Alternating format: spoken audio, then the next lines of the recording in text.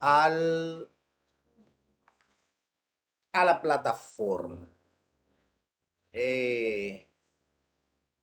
Ya estamos pues haciendo las grabaciones del lugar. Vamos a ver. Vamos en vivo.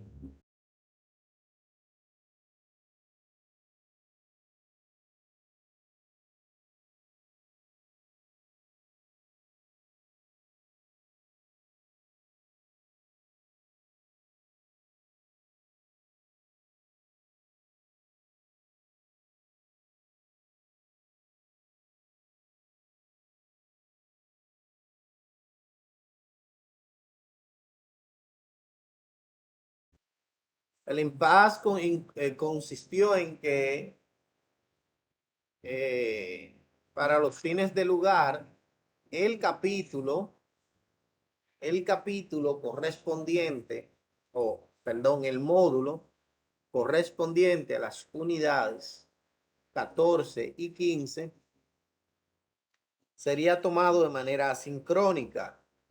Sin embargo, aparentemente no me expresé bien en ese sentido.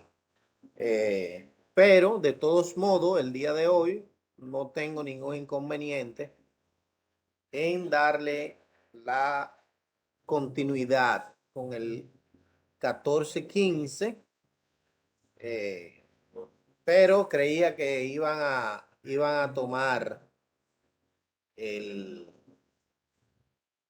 iban a tomar esa evaluación. Aparentemente fue una mala expresión, no me supe aclarar, ok, por eso muchos no lo tomaron.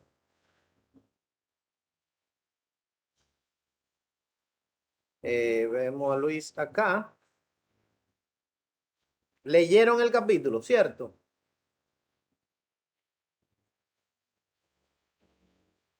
Ahora sí, estamos aquí. Excelente. ¿Leyeron el capítulo?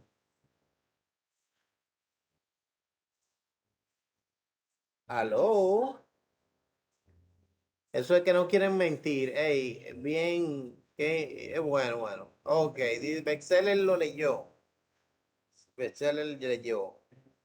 Eh, Rolando, Ahora viene ¿leíste? pregunta para vencer el profesor. ¿Eh? Ahora viene pregunta para vencer. ¿Tú leíste? ¿Es César? Yo leí el 14, el 15 no. El 15 no. Ok. Bien.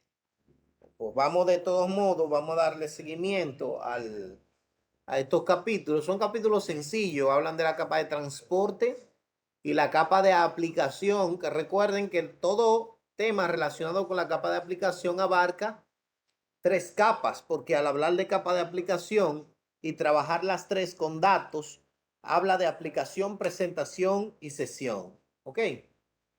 Así que el día de hoy pues vamos a abarcar esos tópicos, principalmente en este capítulo 14, que habla y data información de la descripción de dos protocolos primarios de este capítulo y de esta capa, que son los protocolos TCP y UDP. Entiendo que para ninguno de los presentes es un secreto que esos son los dos protocolos primarios de esta capa del modelo de referencia. Que los números de puertos son los números que aquí son importantes, no ni la MAC-ADRE ni tampoco el esquema de direccionamiento jerárquico IP, sino los números de puerto.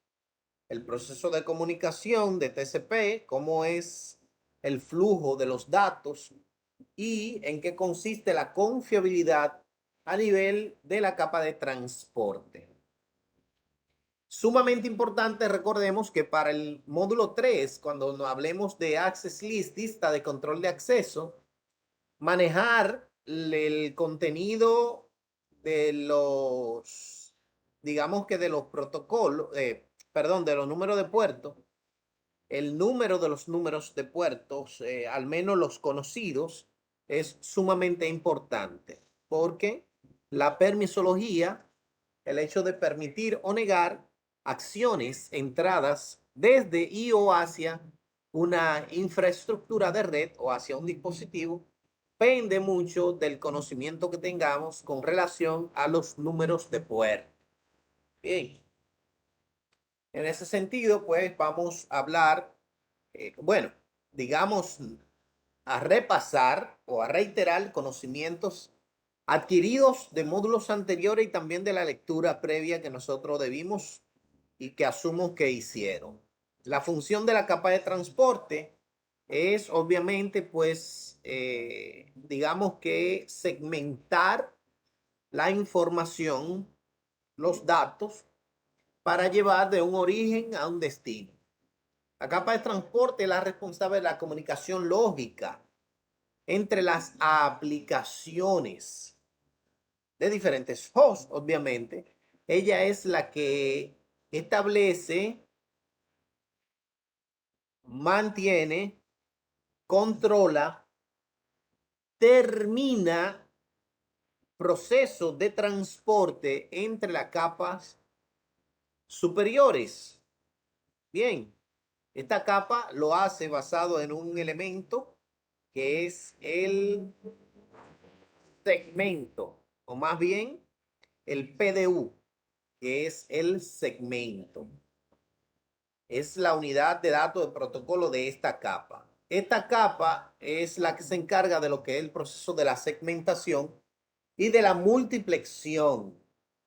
O sea, esta capa del modelo de referencia es la que permite que nosotros podamos comunicar diferentes protocolos de manera simultánea por un mismo medio compartido. O sea, que cuando la información viaja, esta es la capa que permite, según sus procesos, que podamos estar hablando por un teléfono IP, pero a la vez estar utilizando la computadora con un correo electrónico y una página abierta mientras escuchamos la canción en YouTube y tenemos un video abierto. O sea que esta capa te permite hacer el proceso de segmentación, que es la división, digamos, de canales, voz, data, video, pero a su vez es ayudada esta capa por la identificación de los protocolos.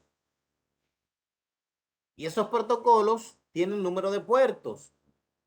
Y esos puertos tienen socket asignados, que son identificadores que hacen que desde una misma PC o desde un mismo, digamos, sitio, tú podrías tener varias máquinas haciendo solicitudes a diferentes páginas y que cada página va específicamente al que lo solicitó. O sea, yo solicito algo a Google y tú solicitas algo a Listín Diario y a cada uno le llega la solicitud especificada.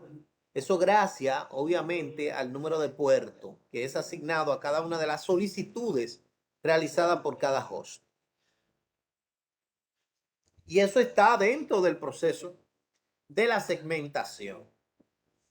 Bien, esta capa obviamente maneja lo que es el protocolo TCP/UDP. Ya es, digamos, bueno, no está de más, pero es bien sabido que TCP es el protocolo que permite las asignaciones confiables.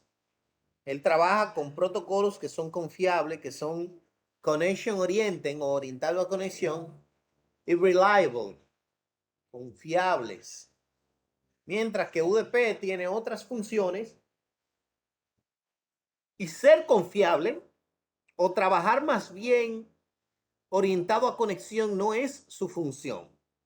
¿Ok? Él no tiene que estar siempre conectado entre extremo y extremo para funcionar. Obviamente, estos protocolos tienen funciones específicas. Cada uno tiene su ventaja y su desventaja. La ventaja del protocolo TCP, obviamente, es confiable, trabaja con acuse de recibo. Quiere decir que él, para poder darle el seguimiento al proceso de transmisión de datos, debe recibir un feedback, debe recibir una información del parte del destino diciendo, sí, aquí estoy yo, yo soy fulano de tal, yo recibí esta información tuya, pero me falta. ¿Ok? Sin embargo, tiene como debilidad que el hecho de solicitar un ACK, un acknowledgement, un acuse de recibo, le genera un delay, le genera un retardo. Hay un nivel de retardo en el proceso de transmisión de TCP, porque para hacer todas las verificaciones correspondientes, él necesita tiempo. Obviamente eso sucede en nanosegundos, pero UDP no es así. Siempre hago la analogía de que según lo que tú estés utilizando, es que entonces, eh, digamos, los programadores en el momento de crear los programas determinan qué protocolo va a ser mejor. Aquellos que crearon los gestores de descarga dijeron, bueno, si es orientado a conexión y él está descargando algo, entonces si no se descarga completamente, lo que ya se descargó o lo que se cargó en memoria, en buffer de memoria, se pierde si hay una desconexión. Vamos a buscar un protocolo que vaya descargando de manera inmediata y física ahí lo que por donde va, y que una vez ya esté descargado no se pueda devolver para atrás. Y cuando se desconecte, al tratar de volver a conectarse, entonces continúe desde donde se quedó en adelante. O sea que en el proceso de descarga, UDP es una mejor opción. Ahora, en el proceso de una transferencia bancaria, no es una mejor opción. En el proceso de telefonía y o de video, UDP es una mejor opción, pero en otros procesos no lo es. O sea, eso va a depender de cómo, de qué perspectiva tú ves lo que es el beneficio o no. Bien. Esta capa, la capa segmenta las conversaciones de manera individual. Ese es el proceso de segmentación. Se encarga de lo que es el reensamblado de los segmentos en el momento de recepción de la información. Él le agrega un encabezado de trama. Ok, ese encabezado, ahí está la información del número de puerto, tanto origen como destino. Esa capa también identifica la aplicación que está utilizando y tiene la posibilidad y la capacidad de realizar multiplexión. ¿Qué es multiplexión? Bueno, para eso primero tenemos que saber qué es segmentación. Y obviamente segmentación no es un secreto, que es la división de los datos en pequeños, digamos que partes. La multiplexión es la capacidad de enviar múltiple información por un mismo medio compartido. O sea, si tú tienes este medio, ahí tú estás transfiriendo video, chateando una página web o varias páginas web, pero a la vez mensajería, correo electrónico. Eso es el proceso de segmentación. Bien. Sin embargo, si nosotros vemos la multiplexión es la posibilidad, imaginemos que cada una de estas figuras, ya sea el rombo, el cuadrado, ya sea el círculo, ya sea el triángulo o cualquier otro, que va a través del medio, pero cada uno representa una información diferente. O sea, si observan aquí, el cuadrado, por ejemplo, un correo electrónico, pero el cuadrado no se va para ningún otro lugar. Esa información viajó junto, pero no revolujado, claro. junto con la demás porque él ocupó un espacio que estaba vacío. La comunicación no es constante, no es, digamos que, continua. Hay espacios vacíos entre bits y bits y esos espacios son ocupados por otros protocolos que van viajando a través del mismo medio y a ese proceso se le llama proceso de multiplexión. La segmentación es dividir esto, que es un hexágono, era un solo, y dividirlo en 3 hexágonos más pequeños para que quepa. Pero entre uno y otro posiblemente hay una distancia y ahí yo meto un cuadrado, meto un triángulo, meto un círculo, ok, meto un óvalo. Ese proceso se le denomina multiplexión. La capa de transporte se encarga o pertenecen básicamente, digamos que protocolos TCP/UDP, y esos protocolos de capas superiores ya son definidos por el programador de una aplicación si va a pertenecer a TCP, si va a pertenecer a UDP o si va a pertenecer a ambos. Pero eso es quien crea la aplicación, el enfoque de la aplicación que él le quiera dar. Bien, preguntas. Por el momento ninguna. Obviamente los datagramas de UDP no necesitan acuse de recibo. Por lo tanto, en el momento de enviar una información no se requiere un feedback. Mientras que lo de TCP sí, porque ellos requieren acuse de recibo. TCP trabaja ¿de qué manera? O en el mismo orden que tú lo envías, en ese mismo orden él lo entrega. ¿Cómo él lo sabe? Bueno, porque cada uno de los segmentos están especificados, están identificados. Y obviamente cuando llega a su destino, sabe si es el segmento 1, si es el segmento 2 y sucesivamente. Al él conocer el orden en la cual fue segmentado y enviado, entonces él sabe en el orden en la cual tiene que recibirlo. Y si los recibe desordenado, el protocolo TCP se encarga de ordenarlo. A diferencia de UDP, que no lo hace.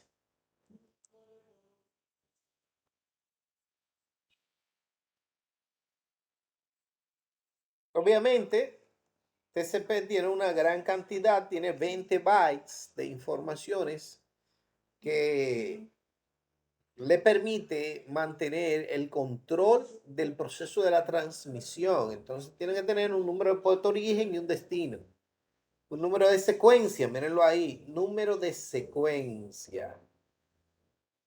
Ese número de secuencia le va diciendo si el primero, si el segundo, si llegó el número 6 antes que el 5 y antes que el primero y sucesivamente. Y en ese mismo orden lo va organizando.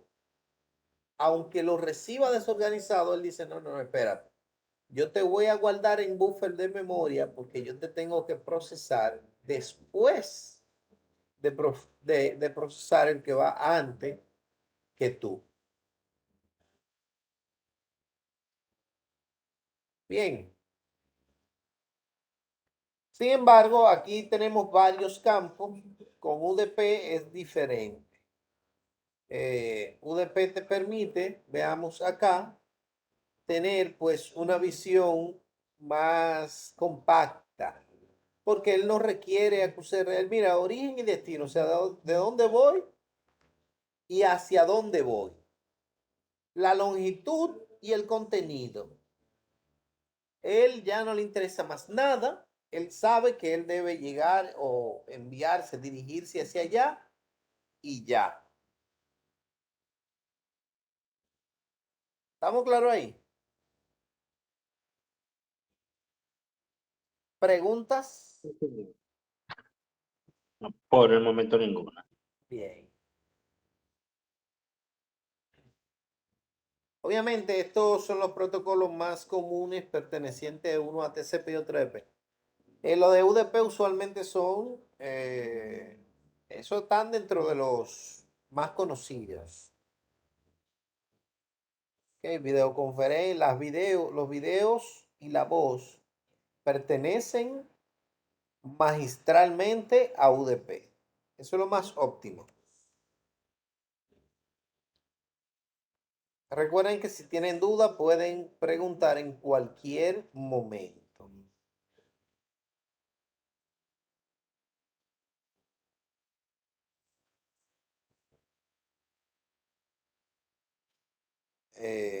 Tenemos bueno, por ejemplo, la capa 4 utiliza algo llamado, están los puertos origen, puerto destino.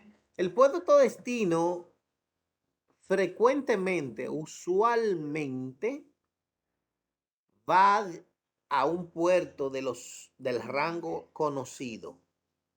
Son los rangos de los puertos que van del 0 al 1023. De ahí en adelante tienen otras características. Público dinámico, lo que son para las aplicaciones. Ahora bien, este es el campo que más frecuente, es el campo que ven las máquinas. O sea, ellos ven la información de capa 2, ven la información de capa 3 y ven la información de capa 4. Ok. Aquí, destino y origen, MAC. Aquí, destino y origen, IP. Ok. Y aquí, origen y destino, número de puerto.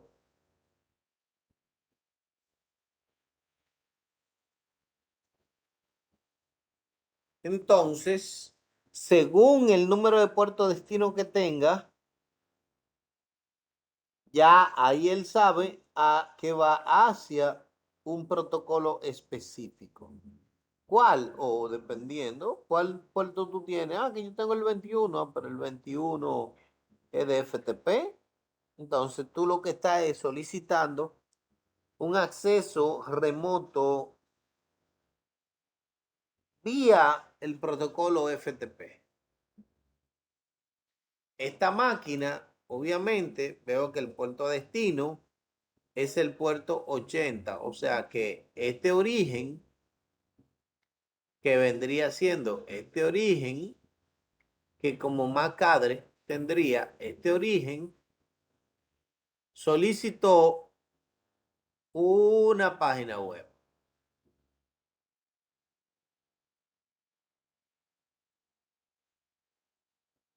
Bien, esta es la división que estableció la IANA y la ICANN, que son las organizaciones encargadas de las asignaciones de los números de puerto, al igual que de protocolos. Y dice la IANA que el del 0 al 1023 son los puertos reservados para los servicios comunes o más populares. Del puerto 1024 al 49151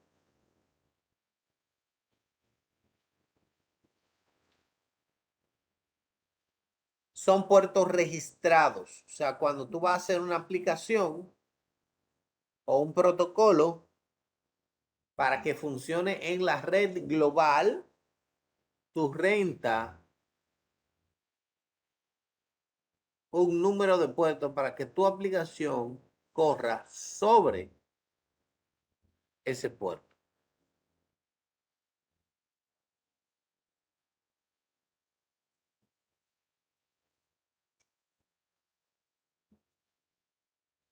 Bien. Del 49.152 al 65.535 son los puertos privados y o dinámicos. ¿Por qué IO dinámico? Bueno, cuando la máquina está enviando hacia un puerto destino, ella tiene que tener un número de puertos que sea reconocido para que venga de allá para acá. Cuando esa respuesta venga, si yo lo envié, ok, esa respuesta va a llegar a mí y solo a mí.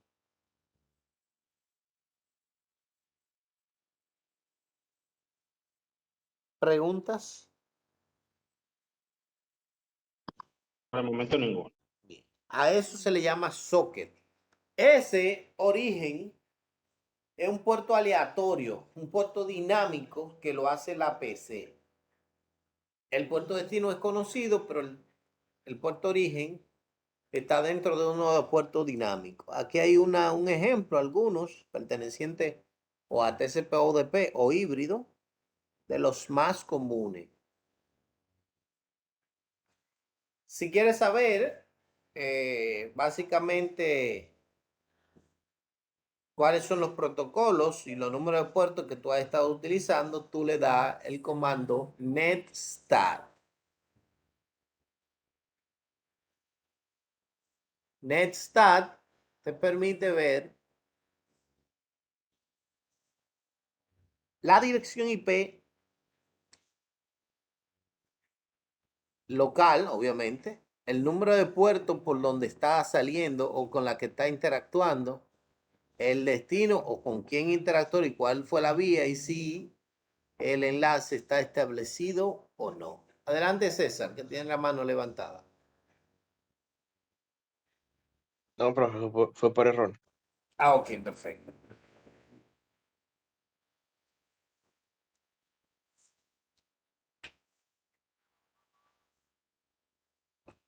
En el proceso de comunicación, bueno, UDP, eso, el mismo proceso.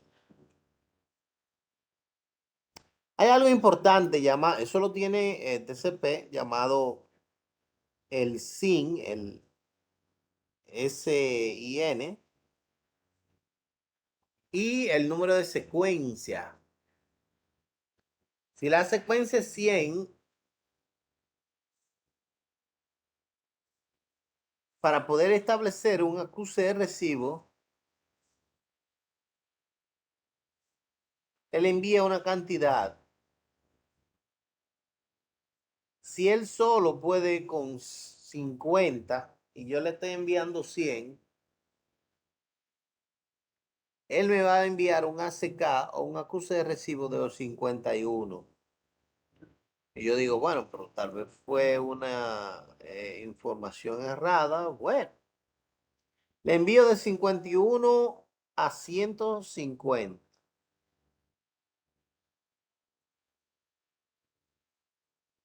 Y él me envía un ACK de 101.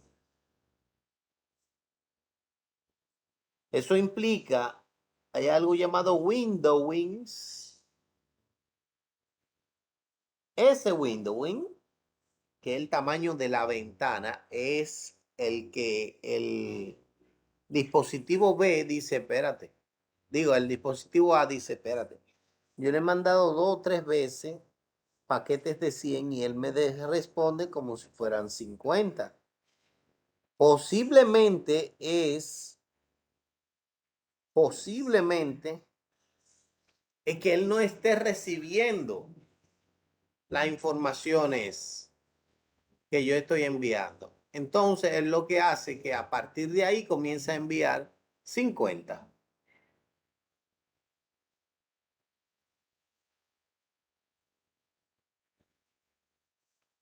¿Preguntas? Sí. Sí, la mía una, Cristian, perdón. Windowing. Eso tiene otro nombre. Tamaño de la ventana. El tamaño de la ventana. Ok, está bien. Solamente eso. Perfecto. Obviamente, miren, son parte de los ejemplos, como le mencionaba ahorita. En el caso de TCP, las informaciones que son enviadas a través de él pueden enviar 1, 2, 3, 4, 5, 6 y llega 1, 2, 6, 5, 4, 3. Él lo que hace, como tiene un número de secuencia, un número de orden, él dice, no, espérate, antes de yo pasarla más arriba, déjame organizar que este 6 no va aquí y este 4 tampoco va aquí. Y él lo reubica en su espacio.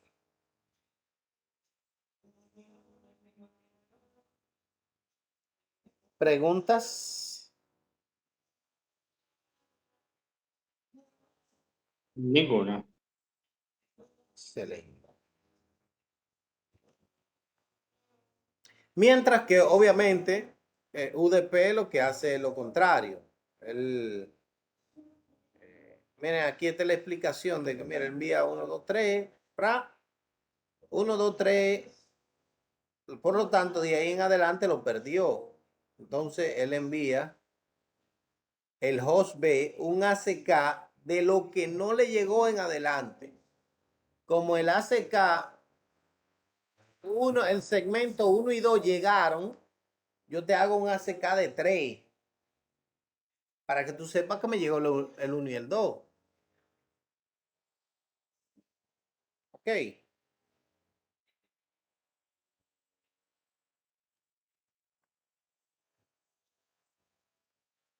Ok.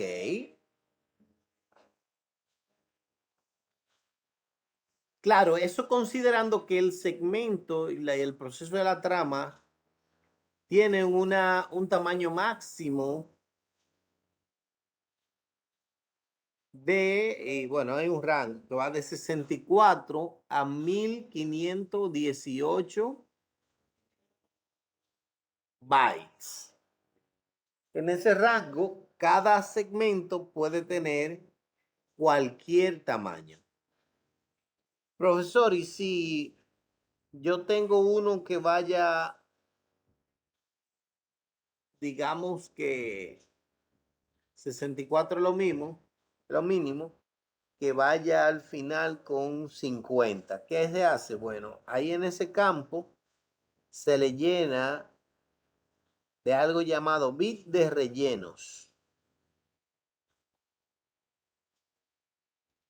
Los bits de relleno no tienen valor. Por ejemplo, si 1518 es el máximo y tú enviaste una información y tienes 1530, llega a ser un segmento grande, pero no el resto,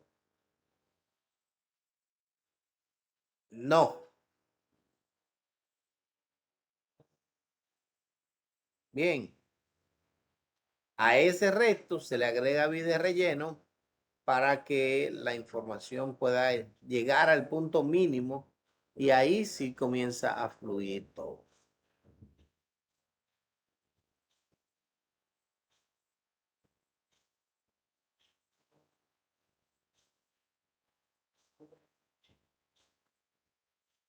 ¿Preguntas? Ninguna por el momento. UDP tiene, con respecto a la comparación de la carga y la confiabilidad, obviamente UDP es menos confiable, pero también tiene menos carga. Ok, menos carga. Imagínense que usted tenga una empresa de entregar periódicos y usted le diga al muchacho, si la persona no está ahí, tú tienes que esperarlo. O sea, ¿a qué hora le va a llegar el periódico a los demás que están en el trayecto? O sea que no siempre ser confiable es la opción segura. A diferencia de un FedEx o de una cualquier otra empresa, compañía que brinde un servicio donde requiera usted tener, eh, digamos que la posibilidad de conectarse sin importar qué. Ahí sí. Que aunque falle un enlace, continúe. Entonces ahí está la confiabilidad, también la redundancia. Pero la confiabilidad es lo importante. ¿Preguntas?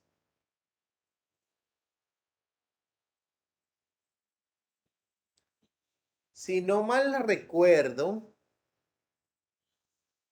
comunicación TCP, no, ese no hay que entregarlo ni siquiera.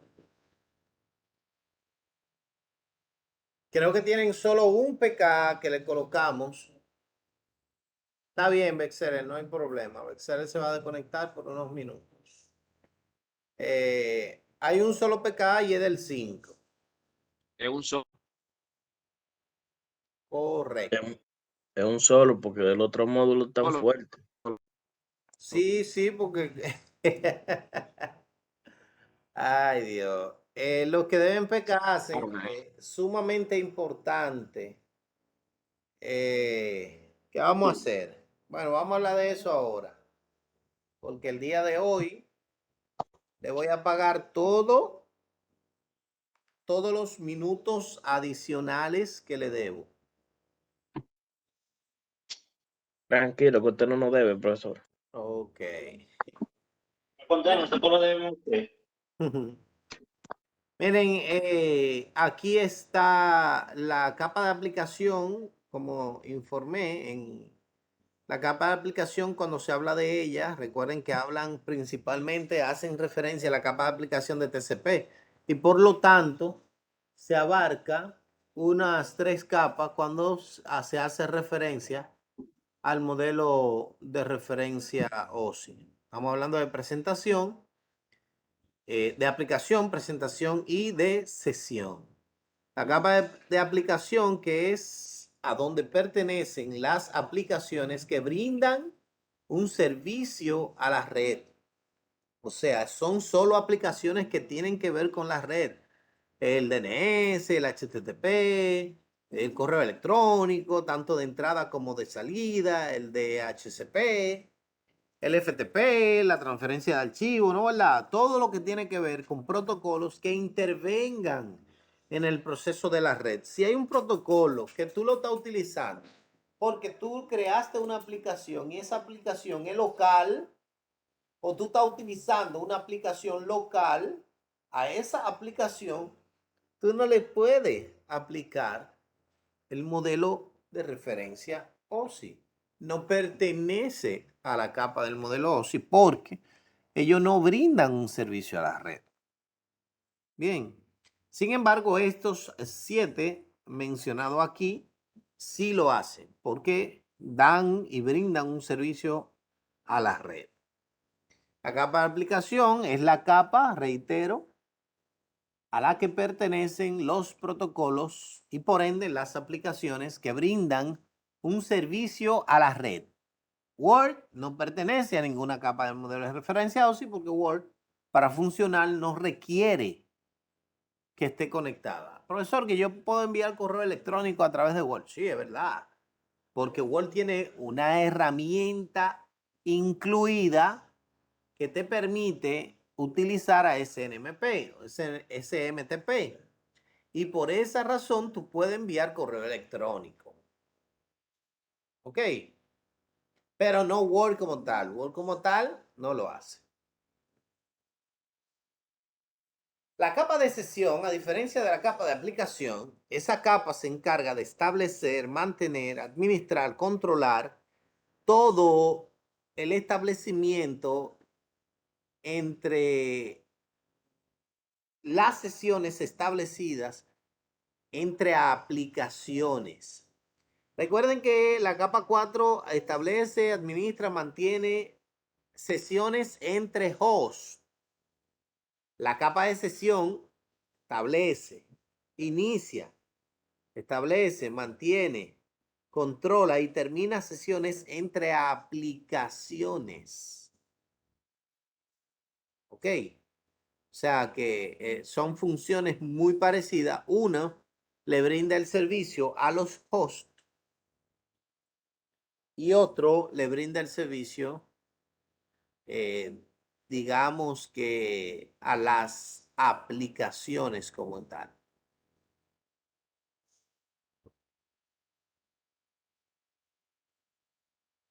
¿Preguntas?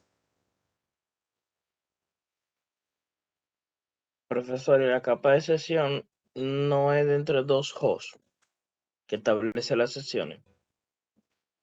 Sí, sí, claro. Todas las capas siempre entre dos hosts. Como te dice, entre aplicación. Sí, sí, sí, pero recuerda que la capa cuando tú envías va de arriba hacia abajo, ¿cierto? ¿Cuál es la primera capa que se tiene que comunicar con el otro host?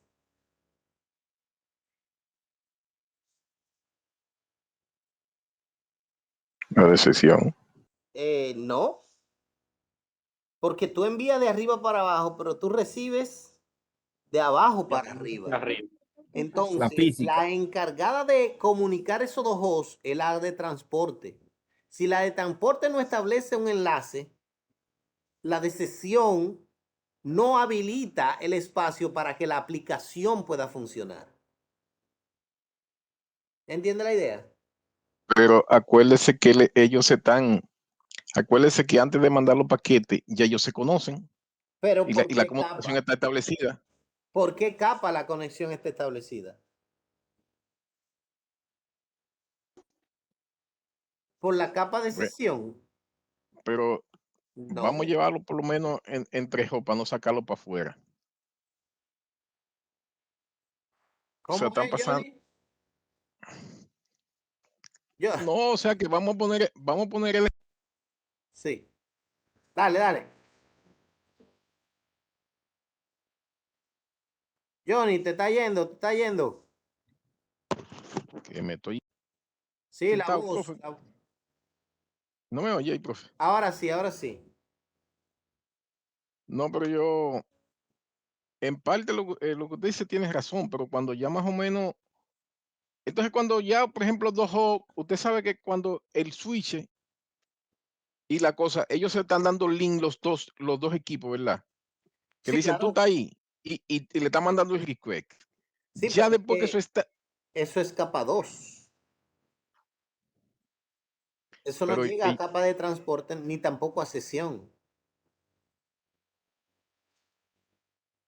oh, Claro. Disculpa, yo, el profesor se refiere es cuando ya la comunicación entre entre los dos equipos ya está establecida, ya Pero cuando tú intervienes con una aplicación. eso. Entonces, profesor, sería el establecimiento de las sesiones, ¿verdad? Pero a nivel lógico, entre dos hosts. Claro, claro. A nivel físico, o sea, el Ya canal está D, establecido a nivel físico. que es el canal delta, el que establece la sincronía entre un dispositivo físico, entre tu celular físico y el otro, antes de que suene, tu pantalla enciende, o sea, que recibe algo. Esa conexión física la hace la capa 4, que es el establecimiento del canal D, un canal de 16 kbps si fuera una conexión de 128 o de 64 si es de ahí en adelante. Hay un canal que es exclusivamente para sincronización. Ese canal físico entre los dos, dícese físico, aunque sea por microondas, no importa. Pero ese canal físico es en la capa 4. Y después de un origen, establecer un enlace físico con aquel otro, entonces viene el enlace lógico, que es el establecimiento de una sesión entre las dos aplicaciones que se van a comunicar. pero profesor, ¿y si esa persona tiene por lo menos 10 ventanas abiertas? Sí, En una de las ventanas ya se está establecida o sea, usted tiene la ventana con diferentes, ¿cómo yo le digo a usted, profesor? Con diferentes modalidades. bien. No necesariamente, entonces ahí es posible que ya esté establecida, esté terminando, comenzando. No, ¿Cómo se diría eso ahí? O sea, un mismo usuario, vamos a suponer que tiene 12 pestañas abiertas, sí, con 12 procesos diferentes. bien. Explíquemelo de ahí para adelante, ¿cómo sería? Oh, recuerda que la máquina hace multiplexión. O sea, que cada conversación, aunque sean 12 o 200, son independientes una de otra. Y cada solicitud que tú hagas nueva va con un número de puerto y un número de socket completamente nuevo. O sea que para el otro dispositivo y para ti, tú no tienes nada establecido con relación a ese nuevo enlace que tú vas a colocar. O sea que es el mismo proceso. Él no vuela ninguno, porque ya yo establecí un enlace entre un dispositivo a Google y voy a hacer otra solicitud y ya di que él asume que ya hizo un enlace a Google. No, manito. Él lo hace nuevo porque es una nueva solicitud. Le llegaste. César tiene la mano levantada. Adelante, César. Profesor, usted dice que lo hace nuevo porque es una nueva solicitud. Pero yo Sí. tenía entendido, ¿verdad?, que la capa de sesión, una vez establecida la sesión, mantenía la conexión durante el intercambio de estos datos, sin importar el tipo de datos que se está intercambiando.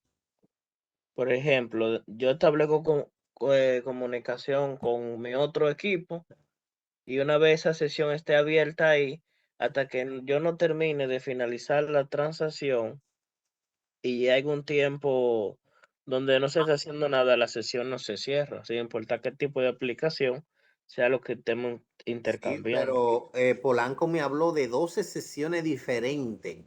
Una sesión no tiene que ver con otra.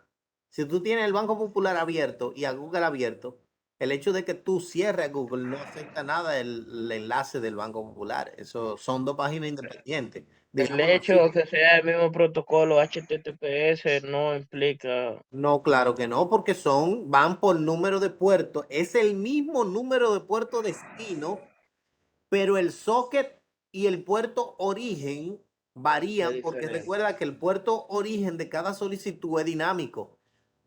Entonces son Ok. puertos completamente independientes. Proceso Perfecto. que diferente va a tener eso. Claro, claro.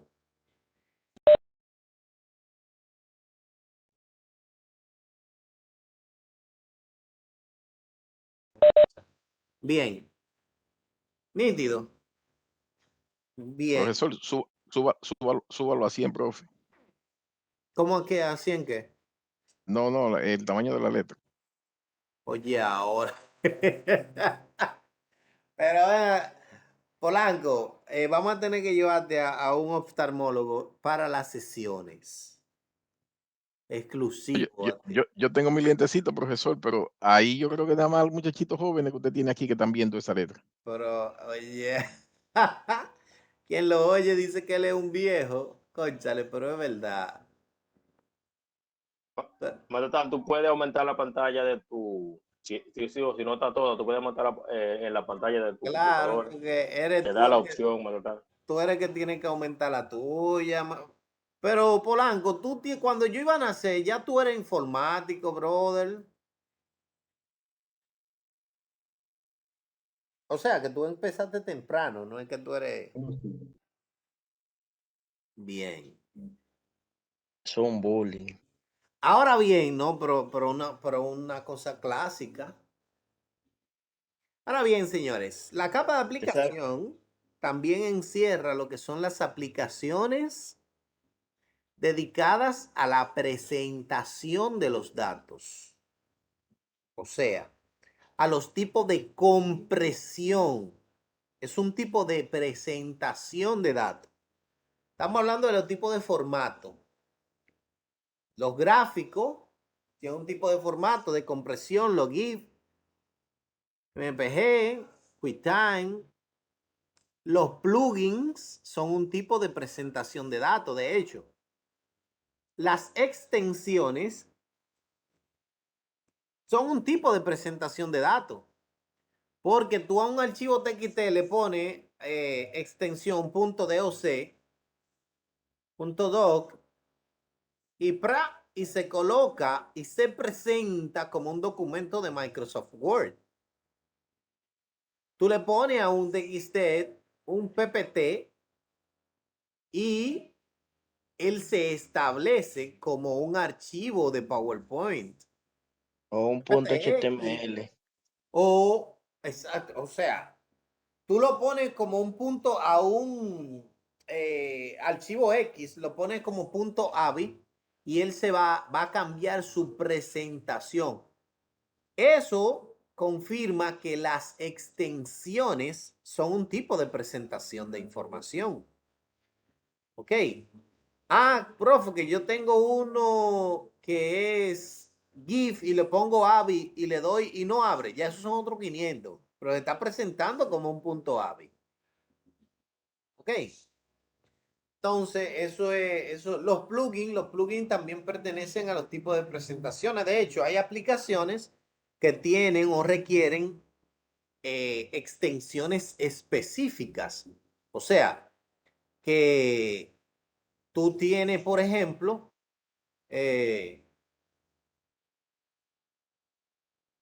antes se veía eso. Tú tenías un video que para poder verlo tenía que ser con VLC, por ejemplo. O si no era con QuickTime, tú no lo veías. Otro que tenía que ser con el de Microsoft, Media Player. Otro que tenía entonces es porque esos videos fueron creados con un plugin específico. Fueron creados para que se puedan ver, sean presentados con una aplicación específica. Entonces, por eso es que la capa de presentación se encarga de presentar los tipos de formato, los tipos de formateo de datos según aplique. Ok. Si tienen preguntas, dudas, aclaraciones, inquietudes, aportes, súper importante. Aquí hay dos conceptos que nosotros los manejamos. Estamos hablando del concepto de upload y download. Se carga y descarga. Y aquí especificando más como un tipo de red. La que es punto a punto, de hecho, o red entre pares. Mirenlo aquí. El modelo cliente-servidor, donde alguien sirve y donde otro es servido.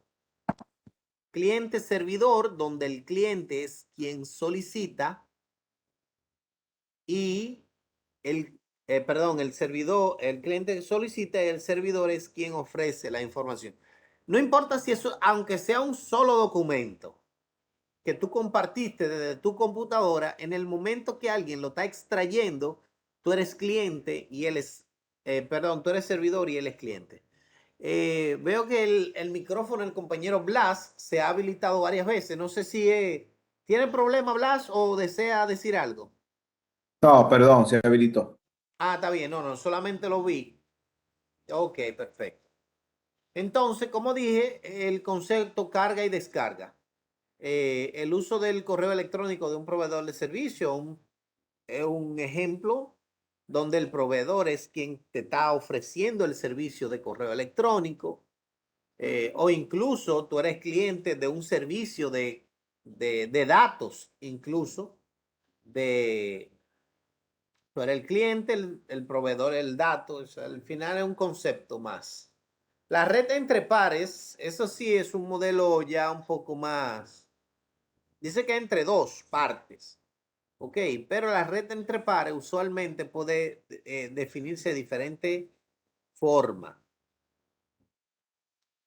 Si yo tengo una PC y comparto una impresora en la red, yo estoy siendo el servidor, vendría siendo como el print server de ese printer, donde yo puedo imprimir a través de esa PC que está compartiendo la impresora como un recurso cualquiera, como si fuera una carpeta. Lo único que ella lo que hace es imprimir cosas, ¿ok? Y a eso se le llama red entre pares. Hay una que es peer-to-peer, básicamente de esta red o P2P es muy común. Ya previamente habíamos mencionado que el concepto BitTorrent y Donkin, de hecho, el mismo Bitcoin utiliza este concepto de red, donde no hay un núcleo, o sea, no está centralizado el núcleo de la infraestructura, sino que tú te conviertes en cliente y en servidor. Inmediatamente tú instalas la aplicación. Me explico. Cuando tú instalas BitTorrent, tú eres cliente de Torrent, pero a la vez tú formas parte de los servidores de Torrent, de BitTorrent. ¿Por qué? Porque tú podrías estar solicitando una película y dependiendo de los peers que tenga, o sea, de la cantidad de personas que tengan instalado BitTorrent y que estén compartiendo ese archivo, tú lo descargas más rápido o menos rápido. Ahora, tú también formas parte de lo que están sirviéndole como servidor a otros que están solicitando cosas, aplicaciones, documentos, servicios, etcétera, etcétera. Ese concepto lo tomó Bitcoin, digámoslo, el mismo Bitcomer, de manera tal de que tú formas parte de una generalidad. Tú tienes un hash. Entonces dice, bueno, mira, ahora mismo hay 2 millones de personas que forman parte de ese hash de Bitcoin o de lo que sea. Entonces, tú formas parte de parte del hash. No sé qué explicar hash. El hash es como el número que identifica la seguridad de una infraestructura o de un documento seguro. Entonces, no hay un solo sitio donde tú puedes ir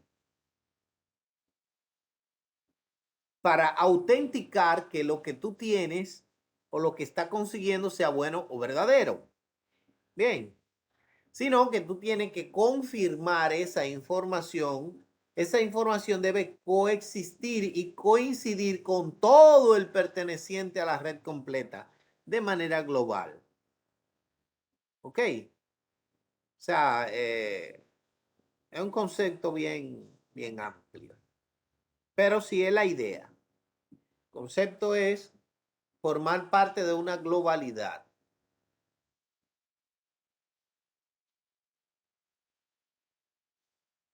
Obviamente, cuando tú instalas una aplicación que forma parte de una generalidad, hay una carpeta. Todo lo que tiene esa carpeta es parte de lo que tú vas a compartir.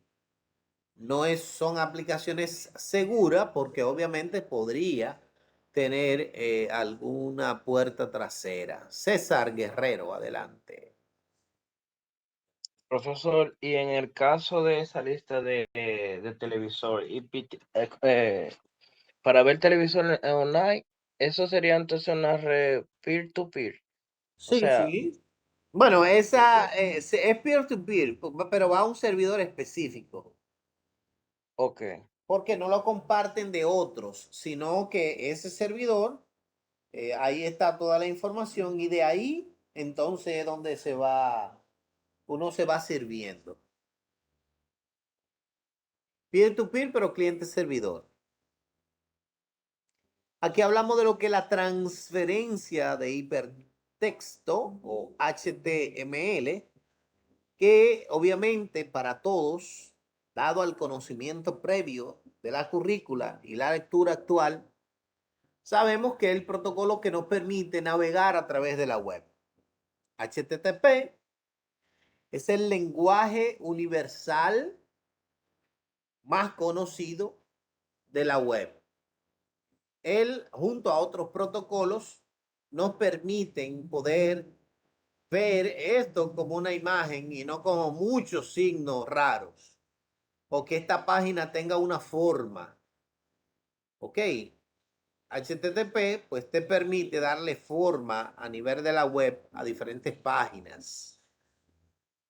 Y sobre él, incluso tú puedes aplicar otros lenguajes. HTTP puede ser seguro o no, según el protocolo que tú estés utilizando. Recomendación es que obviamente se utilice HTTPS, que es un HTTP más seguro y que proporciona mayor nivel de confiabilidad al acceso hacia y o desde diferentes páginas a la cual nosotros podamos acceder. La recomendación es siempre tratar de acceder a equipos, a servidores que estén protegidos con HTTP seguro. Con respecto a lo que es correo electrónico, siguiendo la misma temática de lo que son las aplicaciones que pertenecen a las capas de aplicación, ¿ok? Está el correo electrónico, sabiendo obviamente que nosotros tenemos varios protocolos que interactúan en el proceso de envío y o de recepción de un correo electrónico, siempre sabiendo que del cliente hacia el servidor se trabaja con SMTP. Del servidor hacia otro servidor con SMTP. De un servidor a otro servidor o incluso al proveedor de servicio, SMTP. Del proveedor de servicio a otro proveedor de servicio, SMTP. Ahora bien, del servidor, del proveedor de servicio al servidor tuyo es SMTP, pero del servidor tuyo, cuando te va a responder como usuario, tú utilizas o el protocolo POP o el protocolo IMAP. Ok, protocolo POP, en este caso la versión 3, que es la actual, o podría ser IMAP. ¿Cómo resumir esto? Toda la información que viaja a través de correo electrónico es POP, salvo cuando va dirigido a enviárselo a un usuario. Inmediatamente vaya a un usuario, debe elegir o POP3 o debe ser IMAP, porque son los únicos que van, o el único lenguaje que el cliente conoce, maneja y controla. Bien. Mírenlo ahí. Del cliente al servidor, SMTP, entre servidores, SMTP, pero cuando va un cliente o usa uno de estos dos, que son los protocolos para los clientes. Profesor, pero en la imagen dice SMP3 también, o POP3. POP, ya sea la versión 3, la versión que tú estés utilizando. ok. POP, Post Office Protocol. En este caso, la versión 3 es la actual, pero tú podrías estar utilizando otra versión. POP3 es la versión 3 de POP. Y eso es lo que usan los servidores de Outlook, por ejemplo, de Correcto. Google. Outlook utilizan ambos para salir SMTP y para recibir POP3. Si tú, por ejemplo, en tu servidor, tú podrías tener que solo los clientes reciban correo y no envíen, o que envíen y no reciban. Tú lo que tienes es el hecho de que tú no recibas correo no quiere decir que no lo puedas enviar, porque viajan por protocolo diferente. Uno es 53 y otro es 110, o sea, están de hecho físicamente a nivel numeral tan extremadamente lejos de 50, ¿me entiendes? O sea, perdón, 25, 53. Sí, 25 y 110. Sí, es que vi aquí dominio y me switché de una vez, ¿tú sabes? Sí, No, y confirmando, o más bien, teacher, abordando más un poquito ahí. adelante. La configuración, realmente tú puedes configurarlo así, que tú nada más tengas salida o entrada. Porque Claro. cuando tú configuras, tú haces la configuración de un outgoing server y un incoming server. Y ahí es Correcto. donde ya tú pones los parámetros para tú determinar qué es lo que vas a hacer con ese correo. Y hay muchas empresas que a los empleados solo le permiten recibir correo electrónico en la empresa. Tienen su exchange, por ejemplo, que primero lo tienen local. Lo que hace es que tienen el exchange con una dirección IP pública y tú solo puedes en la empresa enviar y o recibir desde la empresa. O recibir o enviar o whatever. Ya sea junto o indistintamente, solo desde tu empresa. Porque no siempre los correos electrónicos tienen acceso desde la web. Si tú tienes un correo electrónico con una dirección IP pública y una slip diciendo que solo te permita acceder internamente y que de esa dirección no permita salir nada, solamente te va a entrar información y no va a salir nadie. Y tú recibes correo, pero tú podrías tener una empresa, que sea un ejemplo podemos dar, donde tú solo recibes correo y el cliente, y tú no tienes que responderle al cliente, pero tú recibes el feedback, ya sea positivo, negativo o de corrección. ¿Me entiendes? O muchas veces empresas que le dicen, tú recibes este correo y te dice, por favor no responder a este correo porque se vaya a spam o a un nulo. Porque tú nada más tienes la forma de tú responder correo, no lo recibes. Hay muchos ejemplos que podrían ser razones de eso. El DNS, obviamente sabemos que el DNS es el protocolo que nos permite hacer la traducción de nombre de páginas web a direcciones IP. Bueno, es al revés, de IP a nombre, ¿ok? Pero no solamente a nivel de página web. Yo aquí, CMD, le puedo decir ping C espinal y él me va a responder. ¿Por qué? Porque si yo le doy ipconfig /all, me dice primero que tengo un DNS activo, ¿no verdad? O sea que yo tengo DNS disponible y ahí yo lo que estoy haciendo es el macheo entre el servicio que estoy dando de DNS con el nombre del host. Y el nombre mío de host es este. Y él lo que está haciendo es, bueno, tú dijiste que quieres hacerte un ping a ti mismo y yo te estoy respondiendo. Profe, pero que él está respondiendo con IPv6, no importa que con qué tipo de protocolo responda, él te está respondiendo. Si yo inhabilito el IPv6, me responde con IPv4, pero me responde. O sea que internamente, si tú tienes un DNS habilitado, tú podrías saber cuál es la dirección IP de cualquier dispositivo en la red solo con el nombre. Si tú sabes que la secretaria 1, tú le dices ping secretaria 1 y le da enter, obviamente ahí me va a decir que este host pues trata de encontrarlo y no lo encuentra, pero si hubiese existido me responde con la dirección IP de esa. Que por cierto, teacher, esa es una respuesta de la de una de las preguntas en el examen. Ah, concha, La lindo. disculpe ahí, disculpa. Bien. ¿Estamos claros ahí?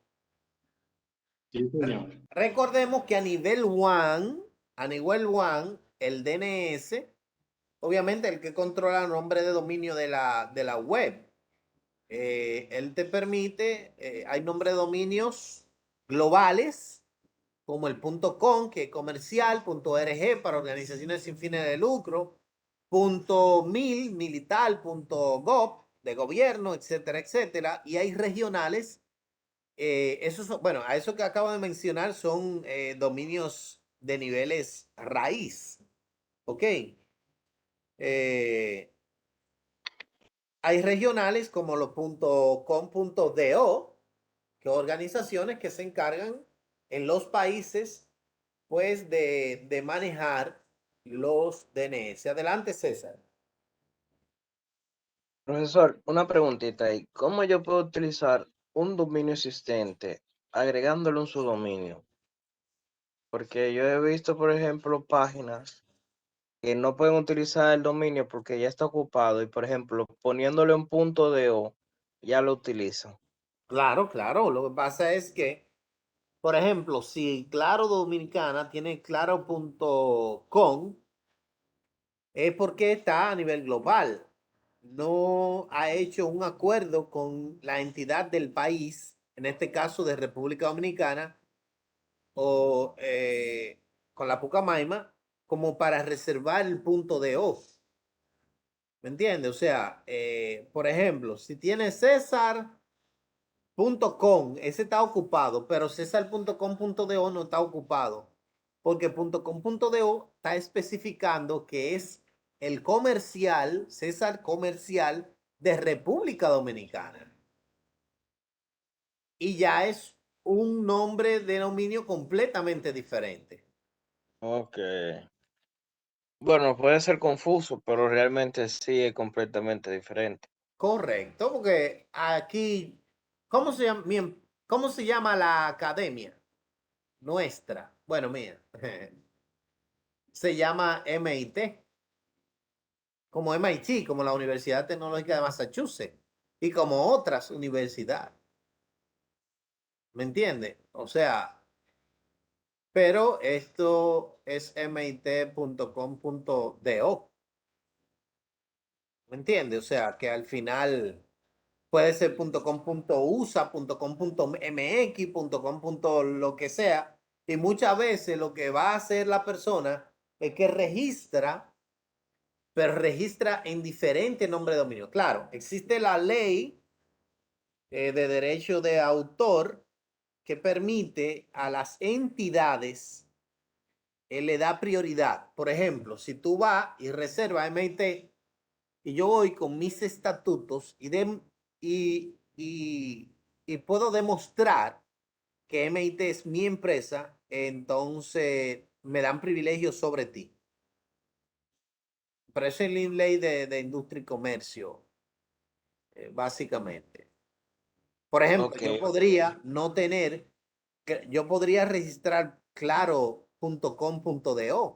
si no tuviese tomado. Ahora, si el dominio, si la empresa, claro, decide que quiere ese nombre de dominio, tiene forma de poder adquirirlo. Ahí no es de que, no, porque mira, yo no, es que las entidades tienen derechos sobre su nombre comercial. ¿Me profesor, entiendes? pero pasó algo así con Google hace unos cuantos años atrás que el dominio se le venció. O sea, no renovaron automático y una persona lo compró. Y Google porque quiso le dio $10,000, pero no está ni siquiera obligado porque ellos podían renovar su dominio que lo Sí, hubieran sí, registrado otra persona ya. claro, claro, claro. O sea, y si no está, hay muchas personas, de hecho, que se encargan, bueno, que tienen como negocio registrar nombre de dominios. Y si registra un nombre de dominio y hay una empresa y bueno, él puede alegar, mira, pase, yo tengo 1 año, 2 años con eso antes de que tu empresa existiera, entonces sí, tenemos que comenzar a hacer un acuerdo porque ya hay una cuestión de, digamos, de antigüedad. O sea, yo lo compré antes de que esto existiera. Entonces, yo no puedo estar irrumpiendo, pero también lo establece la misma ley. ¿Me entiendes? Entonces, hay nombre de dominio, que hay páginas que prefieren pagar cientos, miles y hasta millones de dólares para adquirir un nombre comercial oficial como un .com. Eso mismo pasó con triplex.com. Sí, sí. O sea, y es mucho más asequible y recordable a tener esto que tener triplex.com.mx, o sea, es menos común. Porque al final ustedes saben que muchas veces uno le da Google y da control enter y ya automáticamente él toma el nombre de dominio comercial. Entonces hay muchas instituciones que adquieren nombres de dominio aleatorio múltiples para que tengan que comprárselo a ellos. Ese es un muy buen negocio. Obviamente, antes de que surjan las empresas.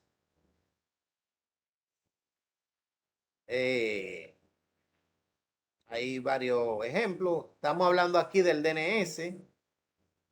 DNS obviamente sabemos que es el que te permite la adquisición de direccionamiento IP de manera dinámica y automática.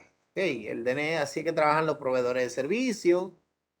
La mayoría de las empresas, no conozco ninguna que tenga direcciones IP estáticas, ya sería como una tontería. Obviamente, si hay de equipos específicos, como el mismo DHCP, no puede adquirir una dirección IP automática, manito. Tú tienes que tener una IP estática, como los routers, los switches, la impresora, las puertas de acceso, los access points, cada uno de esos dispositivos, los servidores.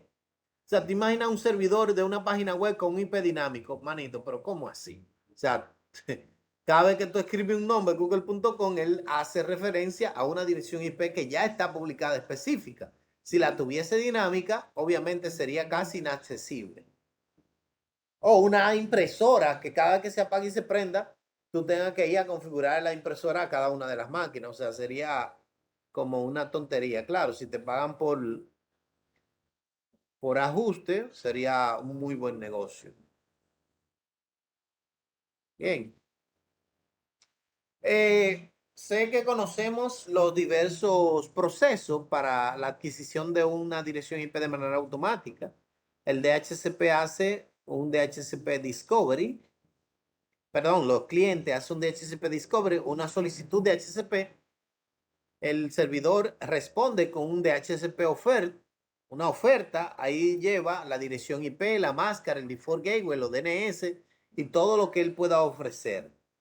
El cliente envía un DHCP request, o sea, diciéndole, bueno, voy a aceptar o no la oferta que tú me das, y el DHCP le envía un DHCP ACK diciéndole, ok, tu decisión en el DHCP request la acepto, ya sea un sí acepto o un no acepto.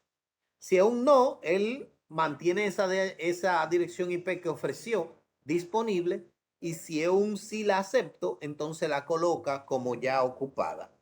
Y así él va sabiendo quién tiene IP y quién no. Ese mismo contenido se repite en el módulo 2. Sí, en el módulo de lo mismo. Es que, imagínate, el mismo DHCP. Bien, ¿y qué más? ¿Qué más importante aquí, señores? Nada. ¿Cuánto? Como dije, como este contenido era así, digamos, más sensible, más fácil. Por eso mal expresé el hecho de que teníamos que trabajarlo de manera asincrónica, pero tranquilo, no hay problema. Que la vida es... Profesor, no es fácil, hay que aprenderse de memoria todos esos números de puerto ahora. No, no, manito, no, es ilógico. Tú lo que tienes Pero que ahora aprender son los más comunes. Son preguntas de examen, profesor. Sí, pero los más comunes, tú te lo aprendes de más común es HCP, que se DNS aprende y esos otros. el NE, el TCP, el Oh, DNS. comunes, pero no todos. Adelante, Polanco, tiene la mano levantada. Polanco, no se escucha.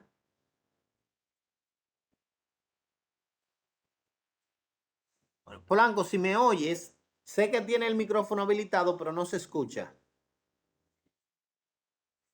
Digo, cuidado si soy yo, señores. ¿Alguien escucha a Polanco? No, no se le No, escucha. no. ¿Tiene Sí, le Dale ahí a ver. escuchamos.